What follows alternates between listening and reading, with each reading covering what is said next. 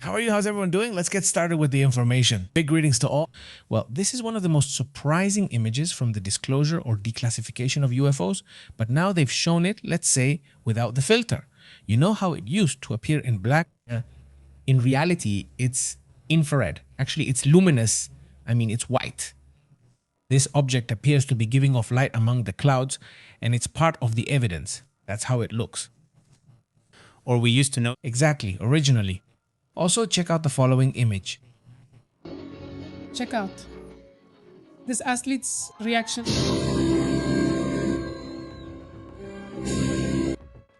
Well, here we see a rhythmic gymnastics athlete and how she reacts. She's Ukrainian reacting to the Russian anthem. They've been competing despite the war. On other topics, there's also a report of a strong earthquake near, well, right in the Caribbean. This is in Barbados, according to reports of Venezuela, Guyana, and the whole area of Trinidad and Tobago. In this region, a 5.8. Now they say 5.6, let's say, with more accurate information, about 30 to 35 kilometers deep, approximately. Well, here we see Zelensky, the president of Ukraine, where he gives his daily message to the country, where he announces these massive attacks coming from Russia, and also what Russia's treatment means, for example, towards Armenia, right? Basically, Russia imposes its will. Also in Paris, well, tremendous riots after this soccer match, in which, well, every year something happens in that sense, with pretty intense riots. There we are seeing, well, a tremendous amount of destruction, and of course the narratives, whether it's the migrants' fault or not. No, we're talking about all kinds of soccer, right? There are migrants, people from France, light and dark-skinned people, people of all colors and backgrounds. I even saw people from Seattle. A lot of people involved there, many young people, well, really people all kinds, but causing disturbances, going into stores. Since yesterday, stores have been reinforced by putting up barricades, putting metal on the windows, and anything they can to prevent it. But in some places, they break in and steal everything they can. Of course, many stores even remove their products. Impressive. Anyway, obviously seeing this series of riots, which many people take as a joke, but obviously it causes a lot of chaos. A lot. So, violence in every sense between authorities and citizens, citizens against citizens, companies against companies, against whatever you want, right? And, well, destroyed cars, obviously, some of them set on fire and so on. Street blockades. Well, I imagine it can't be easy these days to be there in Paris. By the way, right now they're already using tear gas. There it is at the Eiffel Tower in that area. After this, well, after the PSG gathering for the UEFA Champions League, well, it's the usual disturbance in France. It always happens when there are matches of certain importance. Well, that's how things are with the most important news happening in the world. And thank you very much to all the community that's joining us. Christy, how have you been? Nice night too. Jose Dominguez, to you and your family, of course. Jose Dominguez, Carlitos Pinto, how are you? How have you been? Let's get into the details because, well, today, Vladimir Putin delivered a powerful message in which he apparently hinted at, let's say, doing to another country what he did to Ukraine. Basically, to whom? Which country are we talking about? I'm sure that with the title, many people probably thought, I don't know, of the United States, Israel, or maybe Russia. But let's say those are the three countries that have been in the spotlight a lot lately. Regarding the topic of invading or getting involved in another country, this time it's Russia that's doing it. Or at least that's where Russia seems to be heading. After the Eurasian Economic Union Summit held in Astana on May 29th, the Russian leader basically says that if Armenia keeps focusing its interest toward Europe, they could do the same to it as they did to Ukraine. Herencia mayoritaria en todos los países que están cercanos. In other words, that also destroys the whole narrative that they were just attacking Russians, when in reality they're talking about wanting to keep having the majority influence in all the neighboring countries. And in response to this, or during this press conference, Putin addressed several issues regarding NATO matters. What is known? What have these people been saying? He was questioned about Yerevan's intention for Armenia to join the European Union. And well, this really upset Vladimir Putin, who yesterday seemed a bit, let's say, a bit out of sorts, which is not very usual for him. And he stated that the crisis in Ukraine began with Ukraine's attempts to join the European Union. So that makes it very clear to us that this wasn't the real problem, that he had, well, misled people about the supposed mistreatment. Exactly, to the groups of Russian origin in Donbass. But the real issue was Ukraine's intention to join the UN, and that Moscow, he says, had not opposed it at that time. He claimed this back then. But anyway, the relationship between Russia and Armenia is currently in a serious crisis. And actually, in a few days in July, if I'm not mistaken, rather on June 7th, there will be elections in Armenia. Russia loves when there are elections in a country because it gives them a chance to meddle. And especially in countries where, remember, with Armenia, they had a similar deal. Like, they had this idea that if someone attacks you, I'll defend you. If someone attacks me, then you defend me.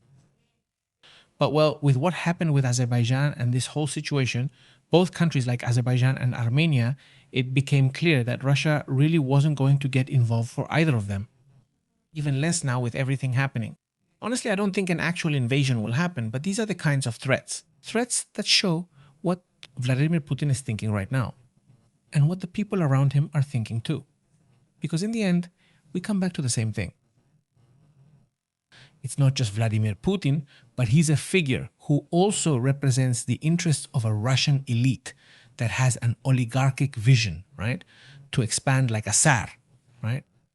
And in light of this, it shows how Armenia is one of his most important top priorities. Exactly. And as I was saying, the elections are on June 7th. And well, there are already investigations by Reuters that confirm that Western intelligence services claim that Russia has been intensifying covert operations to influence Armenia's parliamentary elections. See, the goal is to prevent the political consolidation of the Prime Minister, Nikol Pashinyan, who is currently leading the polls and has been promoting this unprecedented rapprochement with the West. And the accusations include disinformation campaigns aimed at favoring candidates considered close to Moscow and weakening the image of the current Armenian government. And one of the elements that has attracted the most attention today is the alleged discussion within a Russian structure to facilitate the mass transfer of Armenians living in Russia in order to influence the election results. And that's why a few weeks ago, we saw this law approved in the Duma in Russia, where now Russia gave itself permission to attack countries that it considers to be attacking people of Russian origin. It's clear that history also has to do with this. At one point, Armenians were heavily dependent on the Soviet Union. The government of Nikol Pashinyan is promoting a strategy to reduce this dependence, according to reports. Now, among all these past connections that Russia has, one of the countries that surprised me the most, it's not just Armenia, but also Kazakhstan, Uzbekistan, all those countries that have recently started turning toward the United States or Europe. It's not just Armenia, but I think Armenia may be the most critical case. When Vladimir Zelensky is introduced at the same meeting and Zelensky shows up there, and not only does he show up, but he also shows up criticizing Russia. That was the last straw. And the Russians said, well, Putin said this can't be possible because they saw it as a betrayal. But also, the Armenians with that showed that they are very angry with Russia for not intervening when they had trouble with Serbia. Exactly. You remember that basically they did nothing, right? In this crisis they had in Nagorno-Karabakh, which really drew a lot of attention. It was super quick. But fortunately, it ended in a peace agreement after they left that area. And so far, they've been getting along well, which is super important. The president himself said it at this Congress, at this meeting that happened recently, where they said that there was nothing better than being at peace right now and starting to have an economic and diplomatic relationship with the... And the United States is deeply involved in that issue. I believe that among the rules the United States has fixed, this is one that had the most positive impact when resolved through business, notably in Trump's style. We have to remember that they have a pass kind of like a sort of Yes, it's called the Trump route for peace and international prosperity.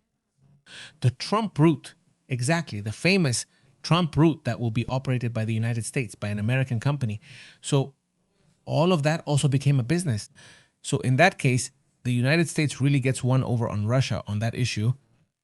We have criticized many things that have gone wrong in these deals they make, like for example the one with Bangladesh or the one with Pakistan and India.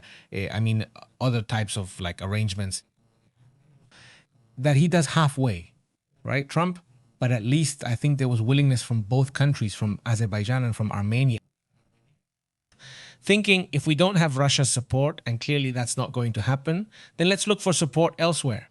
I think I know what the arrangement will be, and that they're also looking at Europe, which bothers them too, right? That Europe is also expanding, or its strength or its economic exchange is starting to reach other areas. Well, it's super interesting. I think so. That this reaction from Russia shows that the move really mattered to them.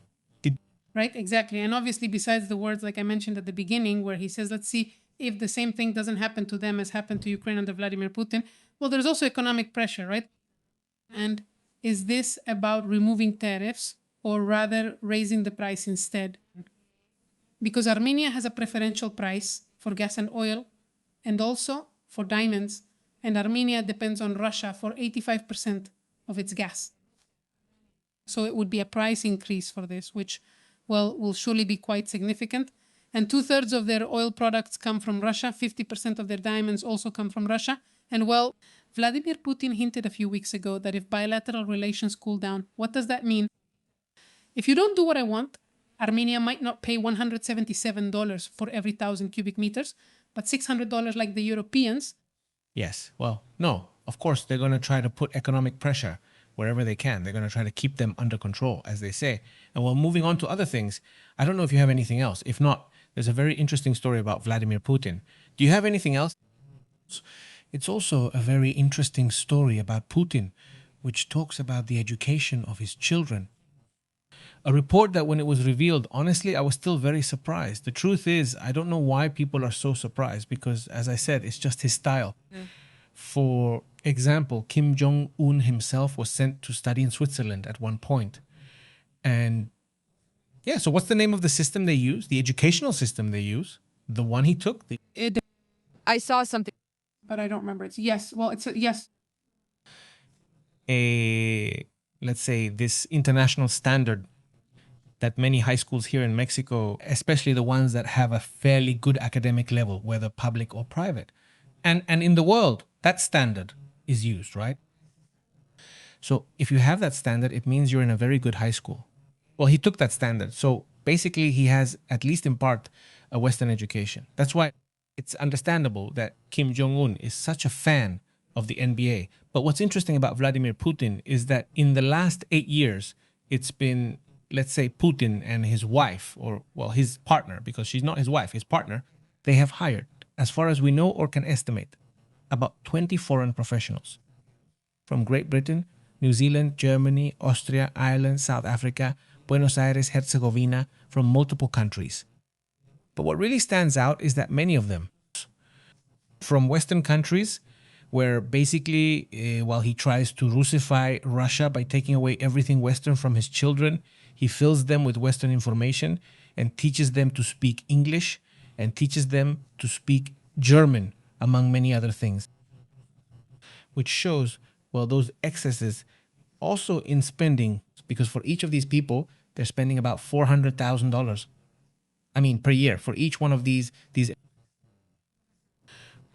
professionals in education are obviously very well paid. And it shows how these private tutoring sessions, basically taught by only foreigners, well, show how, for him in his worldview, the reason he wants his children to be educated is so they can learn about the world, right? But obviously that doesn't apply to the general population. No, of course, because otherwise you can't control. These tutors have the task of teaching his children, well, supposedly, right? Because a lot of this information is based on rumors, on what people say, right? No, but this is based on the teachers themselves. Well, yes. The ones that there are teachers, not all of them, right? who have given the information. And that's why we more or less know how much is spent or who they are and all that stuff. Well, regarding his relationship exclusively with Alina Kabaeva, because he surely has other children, he has Ivan, born in 2015, and Vladimir, born in 2019. And they had to learn English and German without an accent. And they were also told about, well, Western traditions like Santa Claus. However, they are strictly forbidden from approaching the topic, any topic related to LGBT or anything that comes close to this subject. And the tutors have to give a detailed report of everything they do with the children at all times. Yes, daily. They make them, they keep a diary, a report of any detail. And it has to be written thoroughly. Completely detailed. The report lists what they did, what they didn't do, everything in super detail. Well, that's the discipline, so to speak. And what about the expenses, let's say, for the education of the children that are known? Obviously, like you said, who knows how many more there might be out there, right? But that's also part of what happens, of the things that suddenly get leaked, right? From within Vladimir Putin's circle, let's say. Let's discuss another aspect of this topic. No.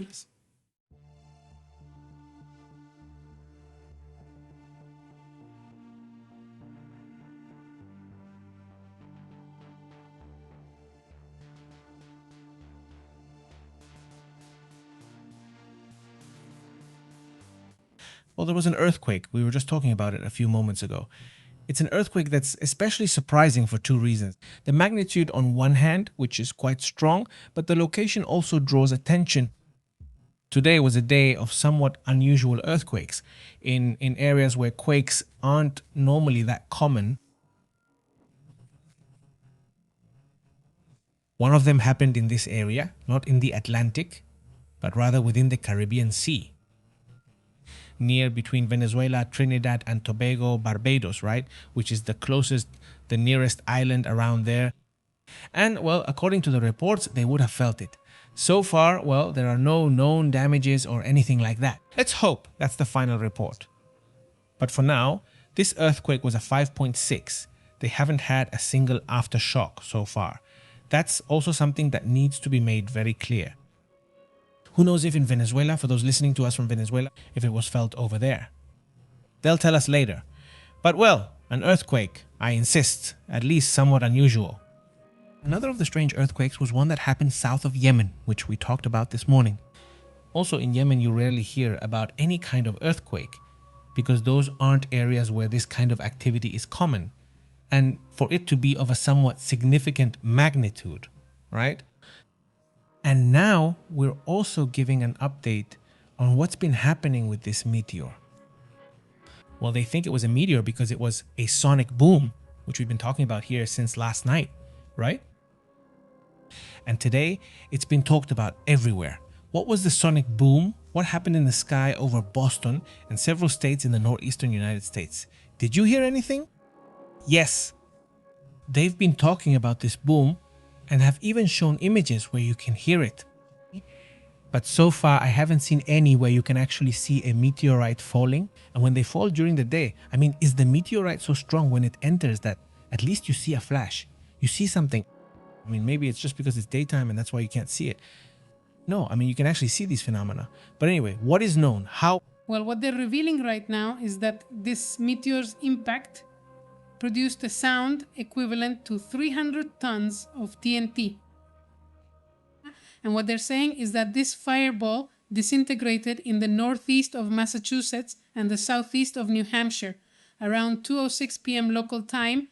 And the deputy press director of NASA, Jennifer Dorn, confirmed it in a statement sent to the media, where she said that this fireball was not associated with any currently active meteor shower, and that it was a natural object and not the re-entry of space debris or satellites.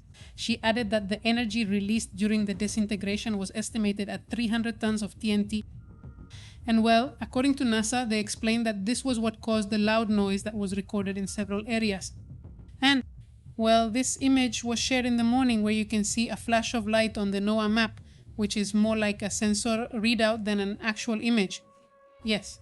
But well, the meteor traveled at more than 120,000 kilometers per hour and at an altitude of over 60 kilometers when it disintegrated. This image is circulating. Let's try to show it on the screen. This is an image that shows, well, how the boom would look, right? But no, what I want to show is that you can't see anything, right? I mean, basically, that's what I wanted us to look at here. I mean, at one point there, you can hear like a creak, something like that. Also, the sound, not all the cameras pick it up the same way because those are cameras that are inside the car. But what they say is that this is the moment when the meteor comes in. I imagine it's in the back, because if it was in the front, you wouldn't even see any flash. That's it. That's the moment. I mean, there isn't an image so far, right? And that's what surprises me with so many cameras around, especially in the United States. It seems so strange to me that it hasn't been seen. And it's not a matter of clouds, because it goes through clouds. Besides, on the camera footage, you can see there are only a few clouds, right? I really don't think it's a matter of clouds. You can see it's kind of mostly clear, some small clouds, but that's it, right? So, well, it's curious. I still insist that it's not necessarily that. Although, well, the NOAA did show a satellite image where you can see the flash, but outside the atmosphere. That's true.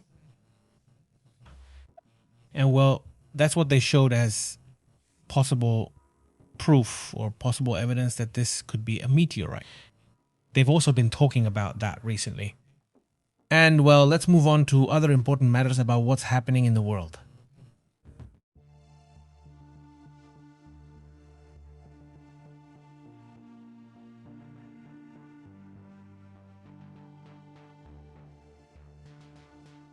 Hey, well, another image that's surprising is this one.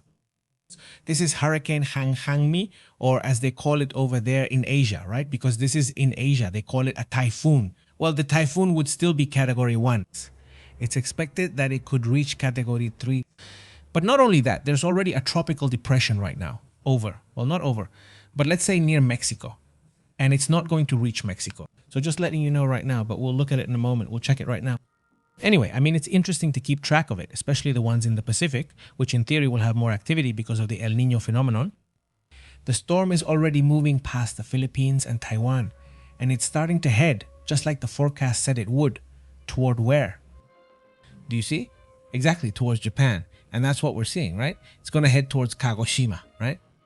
That's right. Let's say the area where it's going to hit, according to the reports, it's starting to move through several islands, by the way. Islands that connect, so to speak, between Taiwan and Japan. Here, this whole stretch is full of islands that are going to be impacted by this typhoon and that are, well, already on alert, right? Exactly, it's expected. According to the Japan Meteorological Association, Yangmi is expected to become a large and powerful storm when it reaches the south of Okinawa Prefecture around 9 a.m. on Monday. And this typhoon, also known as Typhoon number 6, is expected to approach western Japan with storms. On Wednesday, it will stall for a long time and then move toward eastern Japan. According to the Japan Meteorological Agency, at around 9 a.m. on Saturday, it was moving northwest, as you said, over the waters east of the Philippines. Well, that's how things are, right? This typhoon is moving along. And let's go to the tropical depression that's near Mexico. It's 770E, right? Which will shows how it's progressing. Let's zoom out to see exactly where it is and where it's heading. That's the system near Mexico, really far away. And besides, not only is it far away, but it's also going in the opposite direction. It's heading west. So, well, there's nothing to worry about.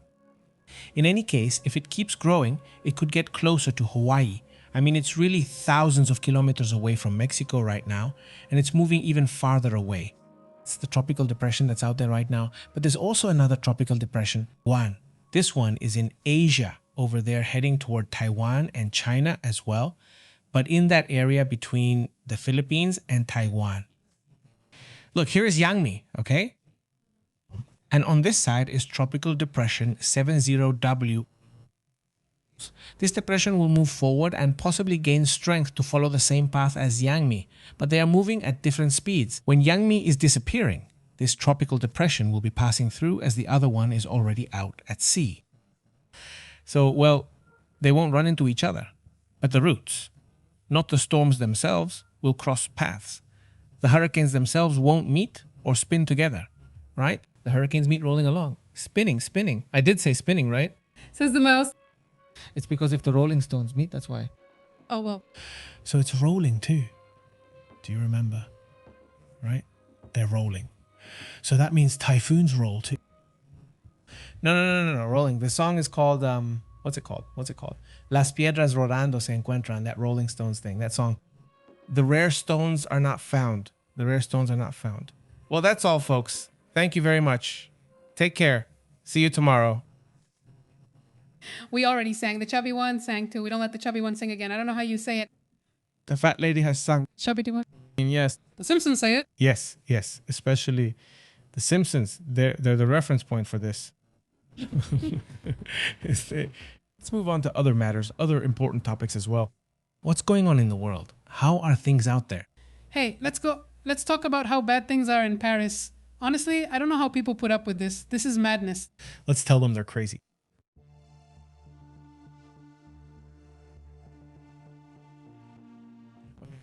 Hey, for heaven's sake, we're dealing with a topic here. The Paris issue, which keeps coming up and that the French never intend to fix. No, I don't even know if it can be fixed. If it can be, it's cultural, those habits, customs. Habits and customs of Japan. Of Japan. No, sorry, but I got confused with this image that has nothing to do with Japan. So I apologize. Parentheses. So how does it go on? This image is taking us off track. I mean, this image, sorry, it's just that it's really great. I mean, this is an image that Donald Trump shared. And look, it's a little exaggerated. Well, not a little. It's a bit exaggerated. Exaggerated. Please remove the guy. Someone please take away the darn guide because it's crazy. Now, what it says there is the funniest part. Explain how it went down. Well, I don't know what to say about this. But the thing is, what's interesting is that below it says you are getting discombobulated. If you remember, that's an interesting part of the whole image of that text because it says discombobulated. Even though it sounds like a tongue twister, it's a weapon that he claims was used. When Venezuela was with the Cuban soldiers, well, supposedly some say that the Venezuelans only heard something because not a single Cuban was left and they couldn't attack anymore. No, so, well, he says, you are getting discombobulated. It also says that in the image below. Yes, that's right. It was there. There it is. Yes, of course. The question is, who is he referring to? This handsome guy, the gladiator? Who is he going to discombobulate? Who is going to do the discombobulation? And it was supposed to be an event for the 250th anniversary of the independence of the United States. And they brought in a bunch of singers that nobody knows, but, oh well. Everyone started backing out in the last few days. And now they say that the singers don't want to. They don't want to appear at the event. Now they're scared. I don't know why. They're scared. And the thing is that Trump said there's no problem. It's not fear. It's dignity. They have dignity, even though we don't know them. Even Milli Vanilli told him no. Just imagine that. They're totally washed up. Even they told him no. Vanilla Ice was the one who said yes. Vanilla Ice said yes. I said, well, maybe this is my moment. I'm going to do it. But I already forgot what I was going to say. This morning, Trump said not to worry because there's someone better than all your singers. Someone who fills venues. Someone who loves America. And that's me. I'm going to keep singing. You don't say. Yes. No, you're not going to keep singing. He is. But I'm at my limit. No, he's going out to hold a rally. Basically, that's going to be the event for the 150th anniversary of the United States. A bit embarrassing. Yes, but why can't they find anyone? No. Well, nobody wants to anymore, right? That's crazy. I mean, this one says Vanilla Ice is one of my favorites. He says Little Panthers. This one, how does it go? Oh, I forgot, baby. No. How do you say it? He said, I remember really singing there. He says, go ahead. Yes, honey, he'll be around. Greetings, Carmina Ibarra.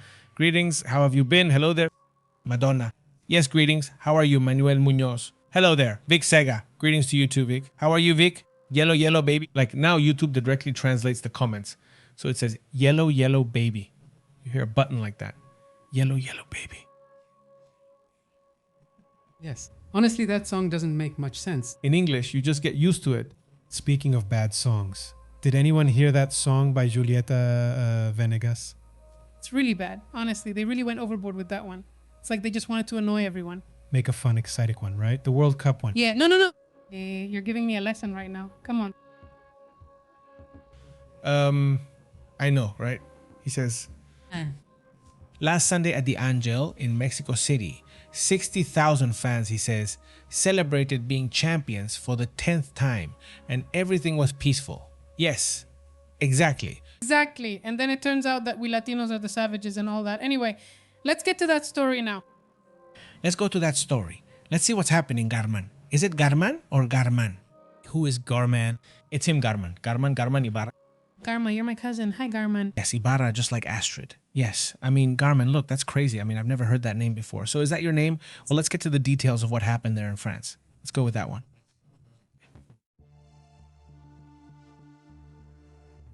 Well, the PSG fans are causing some disturbances in Paris, especially intense during the Champions League final. So much so that there are already at least, and the night isn't even over yet, 416 people who have been detained, 283 of them in Paris, and a police officer has already been injured by fireworks being thrown during the celebration by PSG fans. This was reported by the Minister of the Interior, Laurent Nunez. Well, thousands and thousands of fans gathered at the Parc des Princes Stadium and around it. Well, there were some really ugly clashes, honestly. And even hours before, the city itself was getting ready because, well, you know this was going to happen, right? Of course. It's something, isn't it? You already know there's going to be soccer and, well, something is going to end up destroyed. Crazy. I mean, the year that... And They need to get ready, right? It's incredible. last year, 2 people lost their lives. I mean, it's not a small thing. So, well, right now I'm just... But when it does happen, it's a huge scandal. And it's like they even punish the teams. They punish the stadium. I mean, they take a series of measures where something like this is extremely rare, right?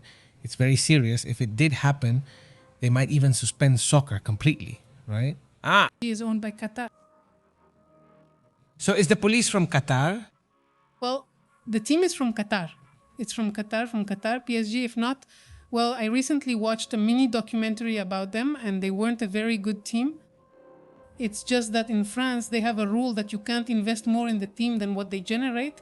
So Qatar obviously pulled a few tricks there to invest more and be able to. Do you see it? People, yes, like Neymar and, well, I think Messi was there too, if I'm not mistaken, and Mbappe. So, well, they pulled some tricks like the people from Qatar always do to invest a ton of money. And, well, now they're champions.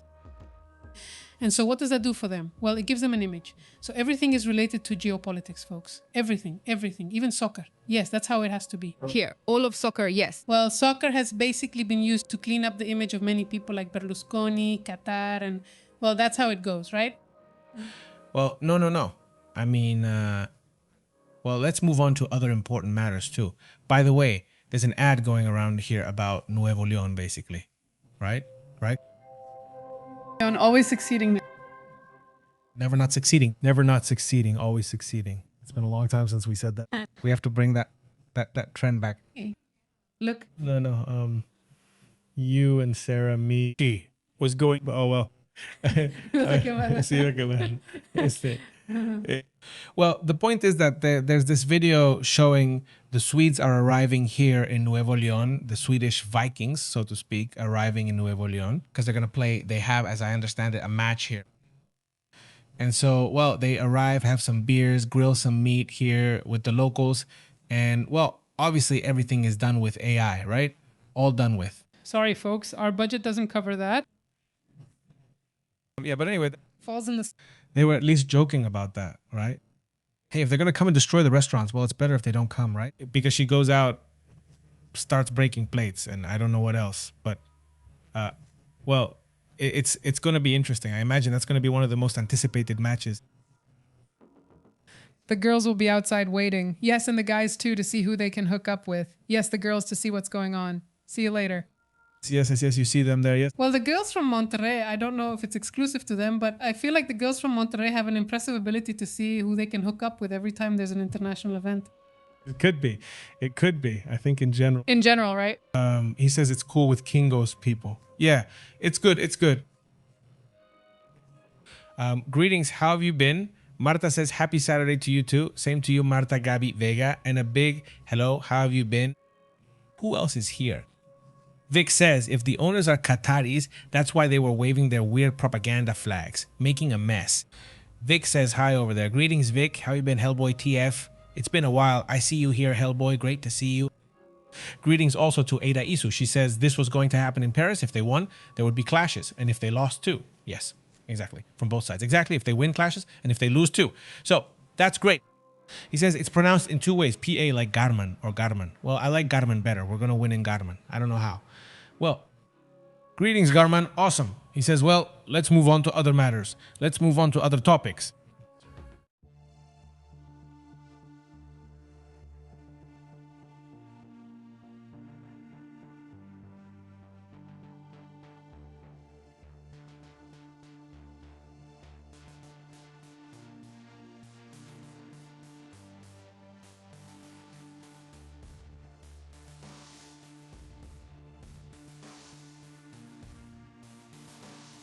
Hey, well, in other matters, operations are still being carried out. This is happening both in the Pacific and the Atlantic. We're talking about the United States having attacked another ship. This time, the Southcom guys have been attacking boats, right? They've been attacking ships or small boats that, well, look, here it is. And they just published it at 8:05 p.m. I mean, just a few minutes ago, it's 8:23 here in Mexico, at least. At 8:05, we published it. This was the image. Let's put it up on the screen. It's this image among those that they themselves declassify. One of these boats was reportedly attacked today in March. Sorry, I mean May 30 today. May 30, this is how the Southern Command was attacking. General Francis L. Donovan himself in his official account. Not his, but the Southern Command's, the US Southern Command. General Francis L. Donovan would have published, the Joint Task Force Southern Spear carried out a lethal kinetic attack against a vessel operated by designated terrorist organizations. That's how he puts it. Intelligence confirmed that the vessel was traveling along known drug trafficking routes in the Eastern Pacific and was involved in drug trafficking operations. 3 reportedly lost their lives. 3 males, he says. They were killed during this action. No United States forces were injured. And well, that's the comment. Always the official one, let's say. Where, well, these days, yesterday, there was another attack on 2 males, this time on 3. 2 things stand out. That the operations continue. And that the boats keep appearing. Obviously, what's happening here? I mean, I would understand. It's really unfortunate that attacks happen without really checking, but at this point, the fact that these boats keep showing up catches my attention because it means something. That they want to get through there at all costs. So, I mean, come on. If you have no other interest and you're just fishing, then you're just there in the area. No, but we're not discussing fishermen here. We're focusing on the strong interest in moving through the area. We're talking about an economic interest. They don't care about anything else, and they're willing to risk it anyway and go for it. You say that after all the attacks, they still keep trying to operate. Well, that means there's a huge interest for them to keep going in and moving around there. So it's just that this catches my attention, and before there were always like 8 or 9 people. Now it's always just 2 or 3 at most, 2 or 3 people. There aren't more of them because they send as few people as possible. And even so, they keep going for it. They keep going for it. Honestly, this part really surprises me that they don't stop with that. And obviously, well, with the Southern Command, it's become an operation that hasn't slowed down. On the contrary, I think it's even speeding up. That's it. Along with what's happening with Cuba, there was a meeting yesterday between General Francis L. Donovan, the same one from the Southern Command, and high-ranking generals from Cuba. Yes, we wanted it to be historic. It's historic to see a photo like that, honestly. And well, if they're already negotiating the transition or what's going on, right? Because no, that's not common, let's say, right? And clearly too, you can see how the simple strategy of the Cubans has always been. I mean, the Cuban regime, it has always been about knowing how to operate, knowing how to find a way to operate to stay responsive, right? And maybe they've already found that way, haven't they? He tends to negotiate in his own style, like himself. If Rodriguez does that, we'll see what happens. Anyway, let's move on to other important international topics. What else do we have? Well, today a plan is revealed. Well, Erdogan has stopped a plan that Israel had. Erdogan stopped it. A plan that Israel had planned to affect Iran during the attacks that happened at the beginning of this war, which is now, let's say, kind of cooled down. And well, according to the report published by Turkish media, there was supposedly a plan where Israel had considered bringing in thousands of Kurdish fighters. This caught my attention because, well, it kind of makes sense with what has been mentioned several times, that something was expected from the Kurds, and in the end it never happened, right? Well, supposedly there was this plan to enter from Iraq into Syria during the first days of the war, right? And the operation, well, Erdogan, we have to remember that he is the president of Turkey. And well, the idea is that he is someone who doesn't like the Kurds. He has a pretty tough fight against this group, which is a very large group occupying areas in Iran, Iraq, and Syria. And unfortunately, they haven't gotten the country they were promised, I think, since World War I. And well, the operation, which had Israeli and American air support, aimed to generate enough internal pressure to provoke a change in the Tehran regime. And Israeli intelligence sources cited by the report say that the plan was fully developed, already funded, and ready to be carried out. But something changed there. And who was it? Well, Erdogan, the president of Turkey, who directly influenced Donald Trump to stop this operation from being carried out. Today, Trump claimed he had a unique relationship with Erdogan, saying they listen to each other. But he says similar things about everyone he meets, especially certain people. And what's the idea? The idea was to move the Kurds from Iraq into Iran and create instability in Iran. Tehran. Take them to Iraq, move them into Iran. We should remember that the Kurds are very well trained militarily. Yes.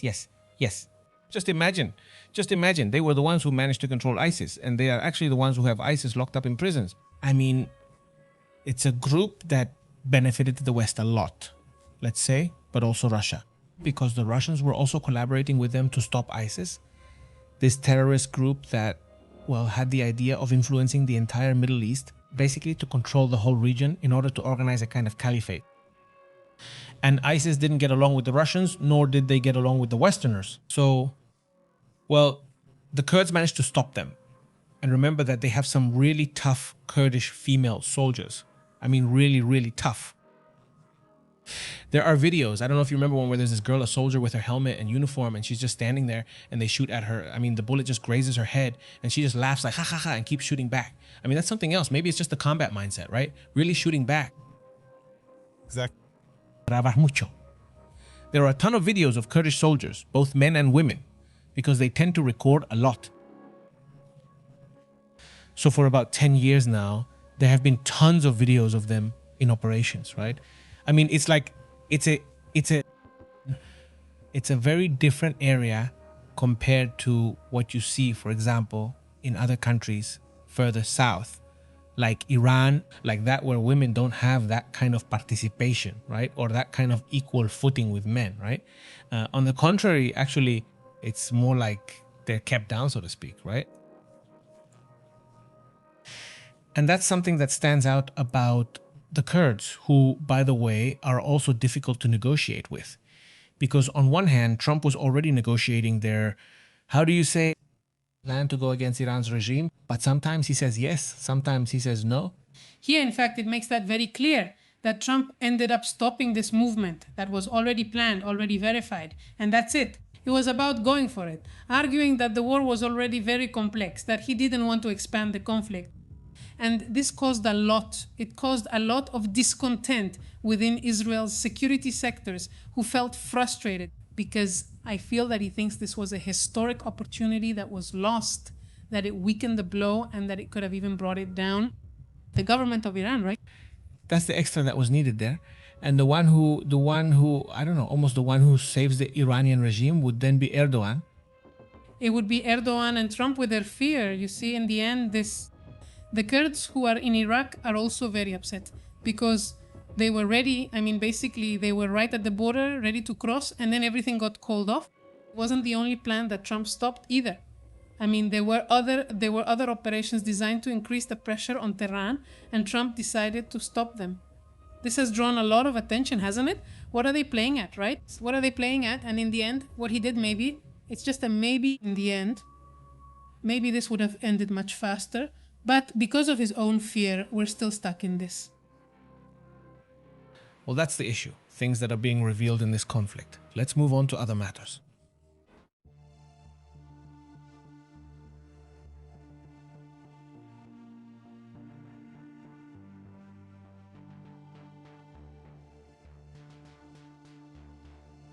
Many thanks to Isa Ibarra for that super chat. Thank you very much, Isa. Big greetings to Isa, and of course to Nova's dad as well for being a channel member, and to all the members. Thank you to all channel members and the community in the comments for being here with us. Hey, it's the weekend. It's Saturday. And on Saturdays, you know, we try to talk about a movie or a series, right? That kind of thing. And obviously, you guys also make your recommendations. So, let's get into the details, right? What do you recommend?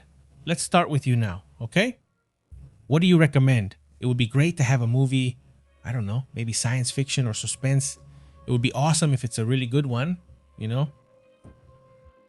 Let's see what's out there. Cuchurucho asks Pepe if he'd like to broadcast his first video from a free Cuba on this land. Pepe agrees. Cucurucho.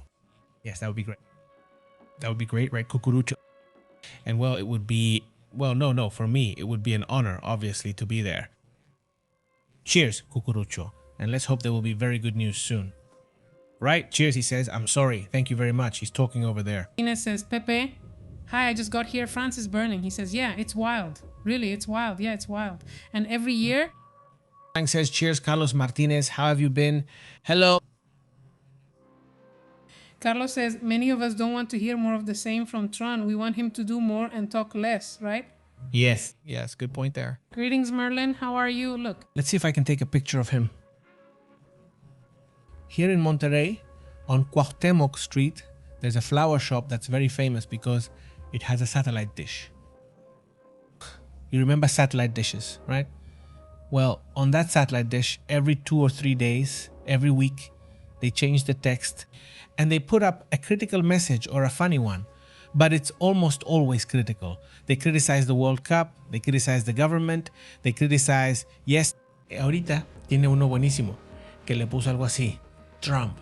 Así, whatever, right? Trump, that's what it says in big letters, Trump. It says the dog that barks doesn't bite or something like that. Haven't you seen it? No, I haven't seen it. I think they just changed it. So how did it change on Friday? I think I saw it on Friday exactly.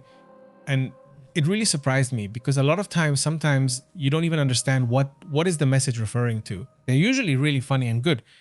But today's was interesting because he rarely does international ones. And this one was... Always very local. Yes, this one is very local and I liked it a lot. It was very interesting. And because I think that's the phrase that fits this character the most. Yeah, I mean, in the end, like they say, much ado about nothing, or the barking dog doesn't bite, or all those phrases about when things are exaggerated too much and then only half or a quarter or a 20th gets done or nothing at all gets done. Well, you end up looking worse because, I mean, I feel like it's better to lower expectations, right? From the beginning, and that you pleasantly surprise them. But not the other way around. His expectation is always up here, and what he does is down here. So yeah, but it's the same thing over and over. The same thing, the same thing. So at first, people believe him, they applaud him. Well, they voted for him twice. I mean, well, 3 times. Surprisingly, the second one he lost. Whatever you want, but it was also very, very close. But let's say that, despite the inconsistencies in that sense, that also means there's a lack of leadership among the Democrats, which is also another reality. I mean, yes, they haven't built good leaders, and that's also why someone like this can come in, because it's not just the fact that... And yes, I feel like the Democrats are already super fragmented. I mean, there are the old school Democrats, and then there are the Democrats who have gone after making money, like Pelosi. And then there's the new generation. Some of them are very intense, others are more moderate, so they have a lot of divisions. Exactly. Even among the new ones, like this one. What's his name? The one from California, I think it's Kevin Newsom. He's very different, for example, from this Ocasio. They're different people. Yeah. He's more of a centrist. Yes, exactly. They're very different. and they speak to different niches. And that's where the problematic issue is. They haven't built good leaders, or newer leaders. Something newer, more... Bro. Yes, exactly. Greetings. How have you been, Gargarman? Because Cuauhtemoc Blanco really was a player. Yes, he was one of the best players there was. Yes, despite his lack of a neck. It was his strength, yes, because he had really strong headers. Oh, that's great, at the Azteca Stadium. Eh, When the Rayados played over there at the TEC. Against who, don't you remember? Let's see if it was America since he was there. Well, yes, probably. The Rayados. It was the Rayados against America, probably. Oh, yes. He says, what's your prediction for the upcoming elections in Mexico? Will the Morena party stay in power? Says Cucurucho.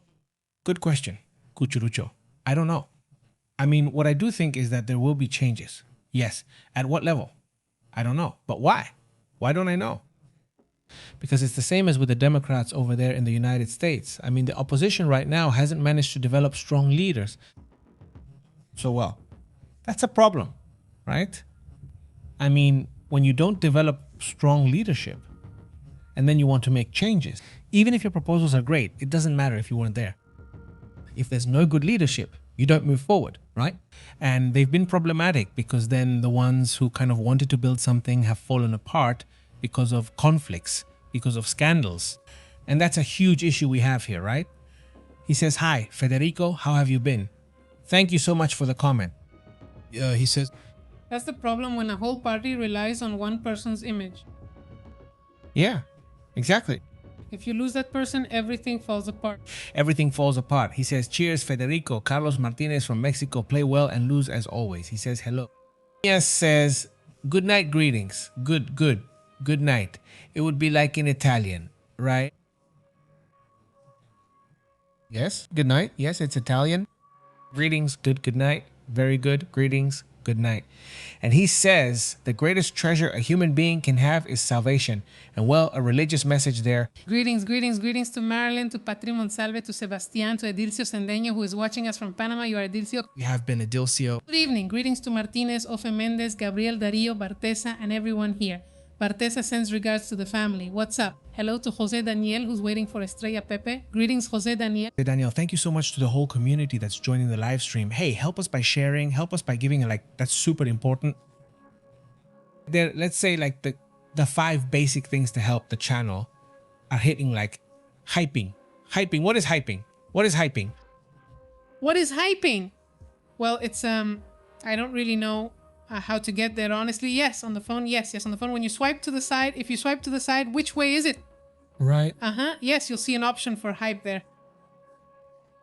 I mean, YPE. Let me see your phone. I can't do it if I don't see it. It's just that my phone looks different. No, I'm saying it because yours does it. I just checked and it doesn't show up. No, it doesn't show up for me. No. From there like that. It says Jose Gonzalez, like 288. Awesome. Thank you very much, Jose Gonzalez. Greetings. How have you been? It says, do you think people in Mexico are somewhat disenchanted with the national team? Yes. I mean, there have been times, even not very long ago, when the national team was very respectable. Yes, because they were well known, because they were very good, right? Because they were, I don't know, not just good, but they were passionate. I mean, they had their own personality. I'm not sure. It's not that the current ones lack it, but maybe, I don't know. No, they haven't connected. I don't know what it is. But you really do miss that team, right? It was a whole era when a lot of really good players came out who inspired another team that was coming up, moving forward, which is now the national team. Now more like a new one in quotes, which is the one that just passed, where there was, well, what's his name? El Alto. I forgot the name. But let's say there were Pozo Choa and all these guys, right? Who managed to shine in their time. And then everyone expected the next one to be the super ultra top. But it's like you say, no, it doesn't catch on, right? No. But it's not just Mexico. I see it in other countries too. Yeah. There's a kind of lost generation and still, who's the next Messi? Who's the next one? Yeah, Messi's already at home. Ronaldo, etc. But well, it's the World Cup of farewells, or the end let's say, the goodbye for both Messi and Ronaldo, I suppose, right? In those surprises. I don't think Neymar is going. Neymar isn't going to play. Yes, he's injured. He's injured, but he played a trick, so they wouldn't. Though they did talk to him. But he's actually more injured than they said. Yeah. He apparently tricked them so he could be there. He wanted to. Well, but he's just going to be there name only. If you click on the little icon that looks like a compass. Yeah, right? Hold on. That's where hype shows. One option mentions music. I'm not sure what and says hype. And then in hype, it gives you options for the top 100 most hyped, which are the most popular. And the ones hyped by me. And you keep hyping. But no, I mean, you go straight in. Like, you just go to the video. I can't find where to hype the video direct. Yeah, you go to the video and, well, you hype it up. I mean, you click on it from the CIP and that's where you go. There it goes. See. Hang on. It loads. How do you say loads in AMT? How do you say Lord's greetings? And it says MT right now. I feel like nobody talks about them. No, not even with the song. I mean, really, even the song turned out really lame for them. I've seen the song. This is the one by Julieta Venegas. And then there's the singer, the one who's in OV7, whose name is Mariana Ochoa. I think that's her name. She also released hers. Like, she grabbed her phone at home and said, I'm going to record this to see if it catches on. And it was super whatever. I mean, I haven't seen a single one that's even remotely decent. No, I remember the one by Molotov. It was really good. Do you remember? It was good. It was funny. I mean, it has to have some humor. It has to have some vibe. And this one doesn't have any vibe at all. Greetings to Garman or Ibarra, whether we're going for the 4-star Pepe with Messi, and the Escaloneta says German. Greetings. Sorry. Sorry. Yes. Greetings to Carlos. Messi is very humble. That's how I see it, says Carlos Martinez. Yes, I like him. Yes, he's likable. But I heard he was really tired and his muscles were exhausted, according to a doctor or someone similar. Greetings to Cucurucho and Cucuruchi, says Pepe. When it comes to organizing, mobilizing, and having a good narrative, the left is the best, even if it's all just theater. Greetings, Cucurucho. Hello there. He says, nobody get upset. My team is Argentina, says Roble. Greetings, Roble. How have you been? Ofe, hello there. He says, no. You know what? I was having dinner. Well, enjoy your meal. Anyway, if you're here now, so what do you do when you finish dinner? Do you have a coffee, a piece of fruit, or do you just have dinner? And that's it. Yeah, that's it. It's over. I mean, a lot of people are used to having dinner and then something kind of sweet or something like that. Or there are people who don't, right? I mean, it's like that. Panterita says, Trump doesn't care about politics anymore, just about pictures of her. Yeah, right? Yeah, that's it. That's fine. That's his thing. He found his. We're gonna make a specific change for him since they're not letting him use it anymore. Greetings to everyone. Oh, Salt. Let him use it more and enjoy himself since he's entertained there. Oh, but he doesn't share them. He can share them if he wants, but let them keep him entertained. He says, okay, I already liked it. Thanks so much, Carlos, for the like. Greetings. Very good. Sol Garcia. How have you been? Dinner. And that's it. He says, very good. Greetings. Very good. Well, then. Greetings to Silvana, How are you, Silvana? How have you been? to Marco. Jan. What predictions do you guys have? No? First, are you guys going to watch the World Cup? And if you are, what's your prediction? I mean, who do you think is going to win? So we're going to have to be really sharp to not overlap or try not to overlap with the World Cup during the broadcasts. Well, because a lot of people are obviously going to be watching it. So, I mean, obviously, if there's news, we're going to talk about it no matter what time it is. But we're going to try as much as possible to go on a little before or a little after and not bother those who are going to be watching the broadcast. About the World Cups, the games, especially the main ones, right? Well, as I understand it, Christina says, I say Portugal is going to win, right? That's it. It's like they're everyone's favorites, even the companies. They're favorites too. He says, I had dinner and some bread. He says, it's really good, Matarita. He says, here it's going to be midnight, a coffee and bed. That's what I ordered. Until next time, have a good weekend. Greetings. Goodbye. Great, says MT. He says, I had bread with cheese, 2 strawberries and coffee for dinner. Really good. Very good. Who else? Greetings, says Roble. I'm already expecting my 4th baby, due at the end of June. Greetings, Roble. Greetings, Robley. Wendy says, how are you, good Wendy? Ronaldo is the world's best player, and I hope he wins the World Cup this year. He deserves it, right? Yes, that would be good. That would be good. From that point of view, that would be good. From that point of view, it's really good. The truth is, I don't know. He's not as nice, as friendly as Messi, but he's a really admirable person because he never gives up. I admire more. Well, in my opinion, I admire Ronaldo more. Messi. Yes, I mean, really, because many people at his level, well, I've never seen Messi get so into working out, for example, like Cristiano Ronaldo does. And Cristiano Ronaldo is amazing. He trains, I mean, he trains more than anyone. Please. No, I like people who build themselves up. That's it, really. And he is, for me, I mean, Messi is definitely talented. Yes. Humility. And that's great. And he's very likable. I like Messi more, but I admire Ronaldo more. That would be it for what you said. I mean, I've seen interviews with his coaches and players too, who say he's crazy, but in a good way, you know? I mean, he trains, but the training they give everyone is just like an appetizer. The main course, the real hard training, he does at home. At home with his trainers. And I mean, he's on a whole different level, and he even works out the muscles in his ears. I mean, he works out everything, right? Because he's really going all out. And why? Well, one of the reasons why he supposedly does it is because he wanted to make it to the national team, right? And he also wanted his son to make it to the national team. I mean, to be strong enough once he's older to be called up to the national team. And so he can play with the national team, him and his son, which would be crazy. What? Me? I have a theory. A theory, what's it called? A conspiracy theory. My conspiracy theory is that Cristiano Ronaldo's son is actually a clone of Cristiano Ronaldo. Because if you remember Cristiano Ronaldo, his 3 children, nobody knows who their mothers are. I mean, he hired someone to have his children. His children, of course. My theory is the oldest one is his clone because he's small. A lot. No, and besides, he even has him training just like him, right? No, it's crazy. Well, if that were possible. With the money he has and his Arab connections, of course. Arabs are very advanced when it comes to genetics. There's a Netflix documentary we recommend called The Fall of Doctor. I forget the full name, but I'll tell you soon about a doctor involved in cloning, possibly named Chapatin. Who did cloning and is a Chinese scientist? Yes. Who leaves once he gets out of jail, Korean. right? Korean, yes. Korean, as far as I know, it's South Korea. Well, he ends up going to Qatar, I think, or to Doha. I don't remember which country or which city exactly, but there they pay him really well, and he supposedly only clones camels. And the son, Sorry, I changed it to just camels, not a player. Greetings. Awful says he's picking Germany, but yeah, Germany is another possibility too.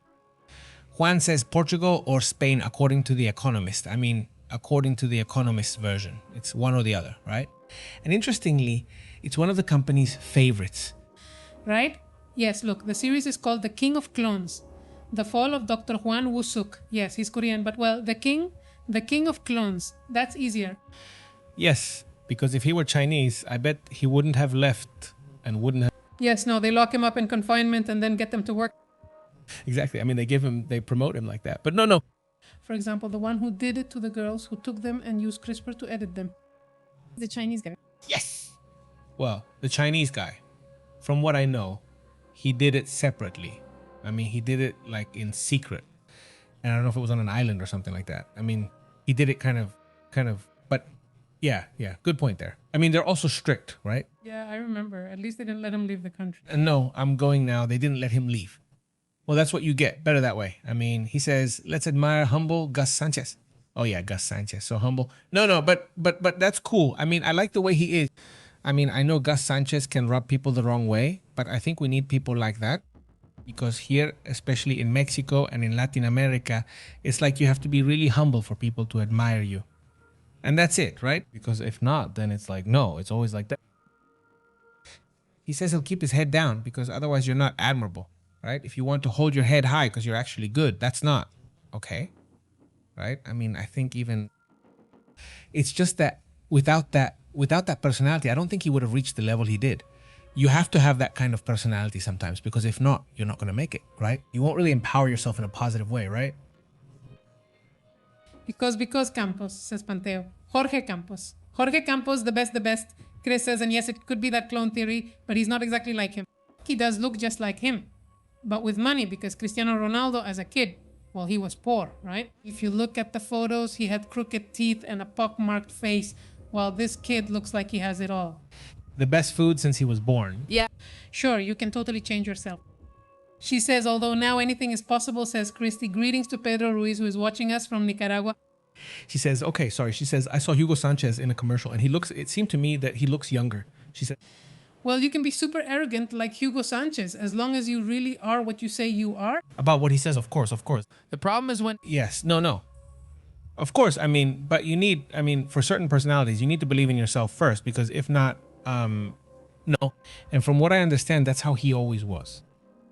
But when he gets to Spain, yeah, they push him even more. They tell him, hey, stand up for yourself, believe in yourself more, because if you don't, you're not going to make it here, right? Imagine, you're at Real Madrid.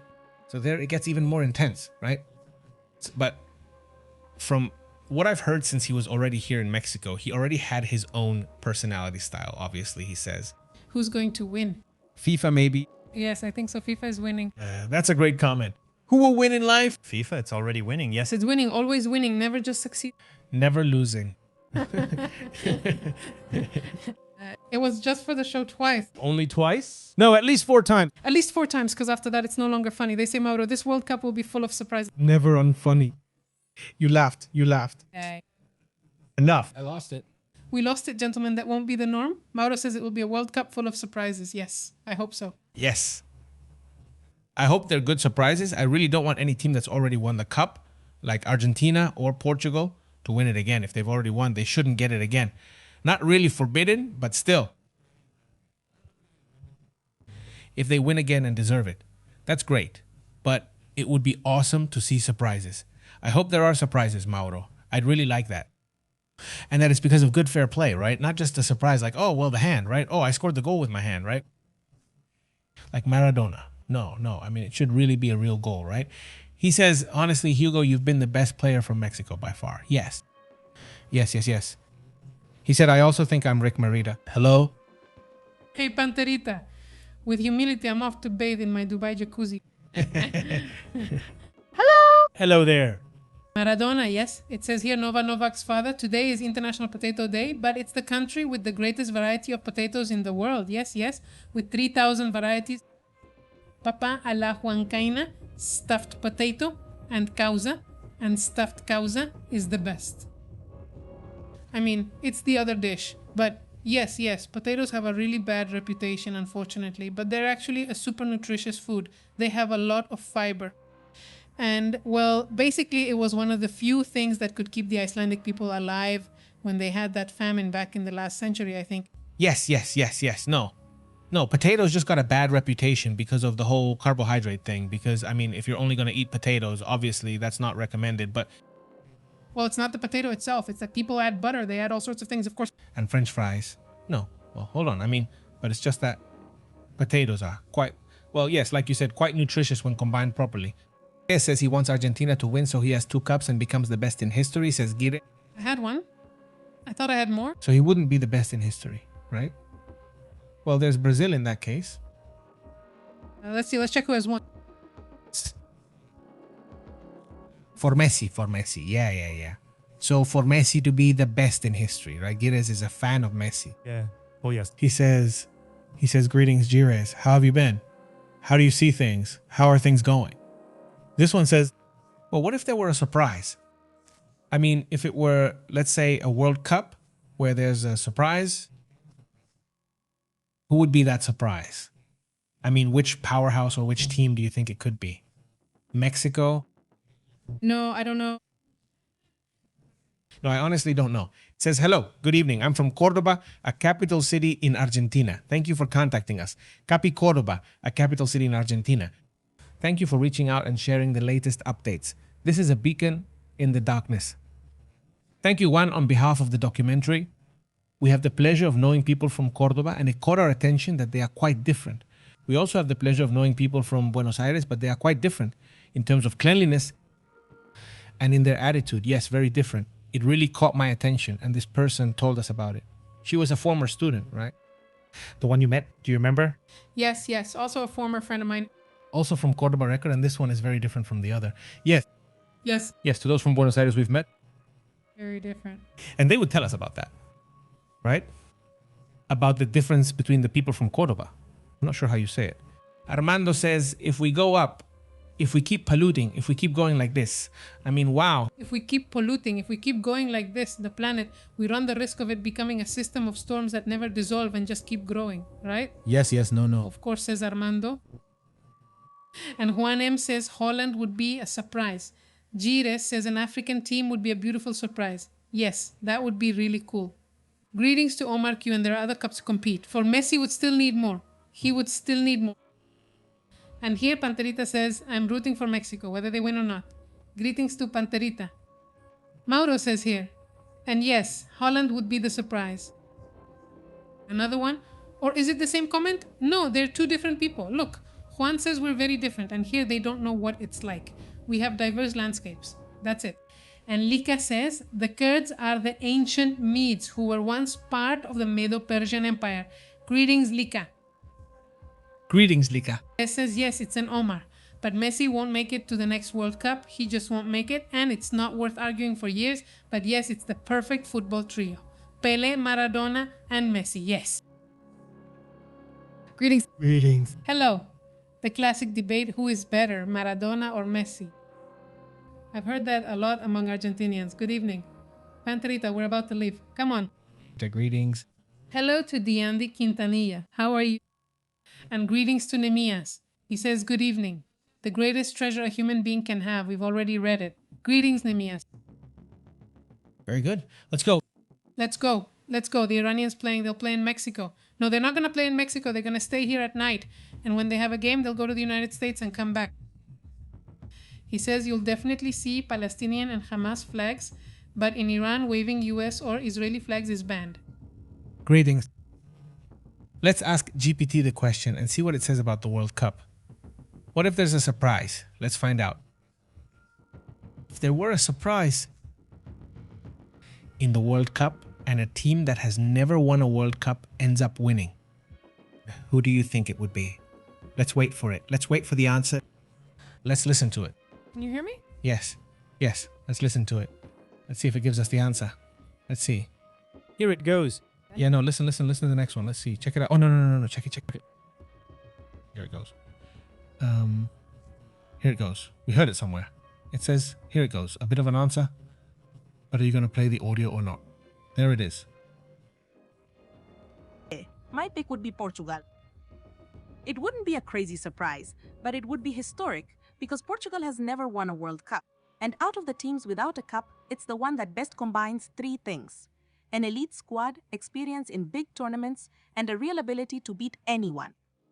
In the recent odds, it appears pretty high up. NBC Sports puts it at around plus 1,000, behind powerhouses like Spain, France, England, Brazil, and Argentina.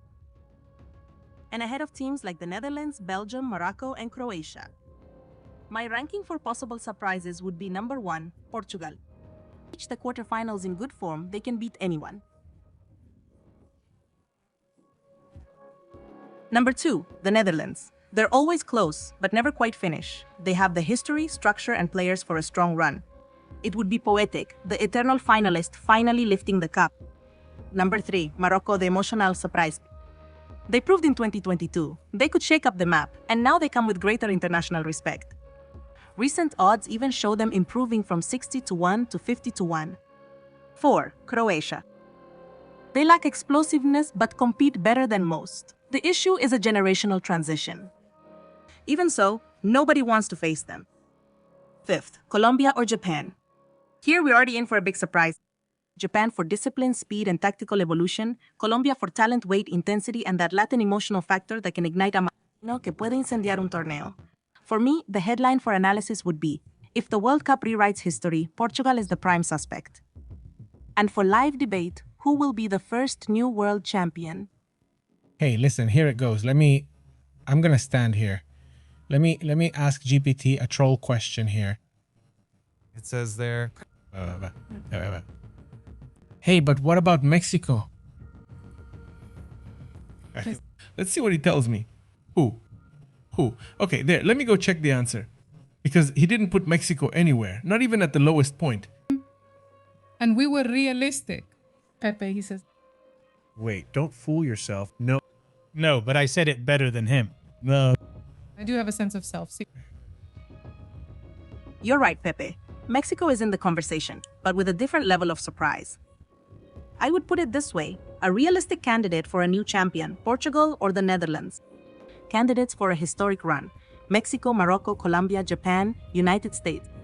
With Mexico, the point is this, winning the World Cup would be a huge surprise, but not impossible in terms of narrative. It has three factors that make it dangerous. First, they play at home. That matters a lot. The atmosphere, pressure on the opponent. Familiar stadiums. Emotional boost. Second, they can grow during the tournament. Mexico usually starts off with doubts, but if they manage to play 2 good matches in a row, it can snowball emotionally. Third, the 2026 World Cup will have a bigger format. That opens up more unusual paths, more unexpected matchups, and more chances for a second-tier team to go far. Well, there it is, right? We talked about it. Greetings. Greetings to everyone in the chat from Guadalajara. Why so early, says Tapatia. Hi, Patty. It's 9 o'clock, Tapati. No. Well, I mean, we always start at 7:45. I mean, earlier than usual. Basically, on weekends, it's to be with the kids early and watch movies and things like that. Because if not, we keep them up late. Or we don't do anything. So, yeah, that's basically why. Also, tomorrow we have to get up very early. We have some plans. So that's why we're doing it now. Greetings to Tapatia. How have you been? The thing here is, in this one, what's it called? The analysis it does.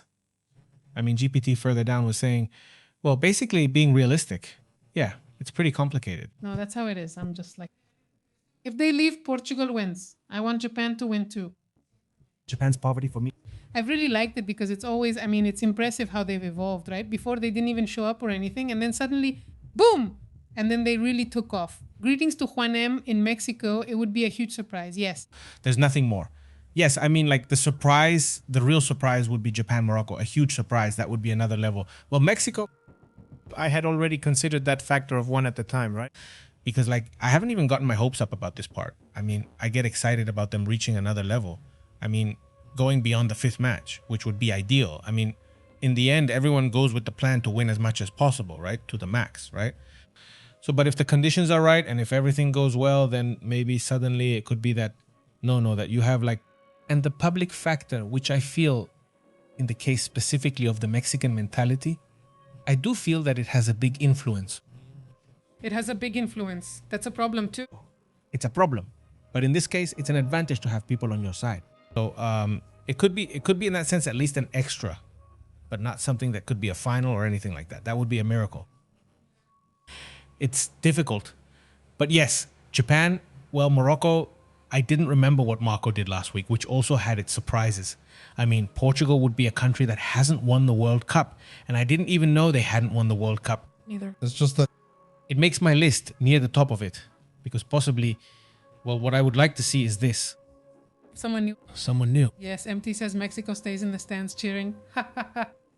And Peggy Mog says Colombia, Colombia. That's right. Greetings, Peggy. How are you?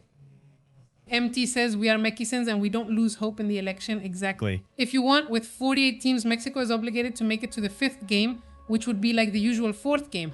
Dang. Greetings, Gires.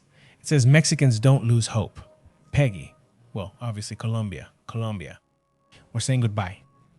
Now, thanks for being here. If anything happens, we'll keep you updated with all the details. We're leaving now. So let's check what movies are out. We didn't discuss movies, but let's save that for tomorrow.